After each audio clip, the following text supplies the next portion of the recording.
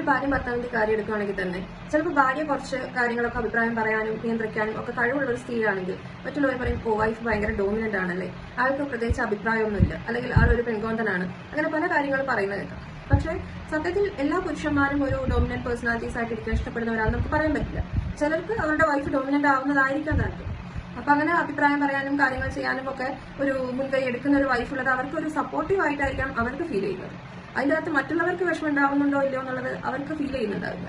അപ്പോൾ ഓരോ ഇൻഡിവിജ്വലും ഡിഫറെന്റ് ആണ്. അപ്പൊ ചിലർക്ക് ഒരു ഡിപ്പെൻഡന്റ് പേഴ്സൺ ആയിട്ട് ഇരിക്കുന്നതായിരിക്കാം താല്പര്യം. അതില്ലാതെ നമ്മൾ അവരെ കുറ്റപ്പെടുത്ത വൈഫിനെ കുറ്റപ്പെടുത്താനോ അല്ലെങ്കിൽ ഭാര്യ അങ്ങനെയാണ് ഭർത്താവിന്റെ കഴിവുകേടാണ് അങ്ങനെ പറയുന്നത് ഒരിക്കലും ശരിയല്ല. ചില കാര്യങ്ങളിൽ ഭർത്താവിന് അങ്ങനെ എന്തെങ്കിലും കുറവുകളുണ്ടെങ്കിൽ ഭാര്യ അത് സപ്പോർട്ട് ചെയ്യുന്നത് ഏറ്റവും പോസിറ്റീവായിട്ട് എടുക്കുകയാണ് വേണ്ടത്.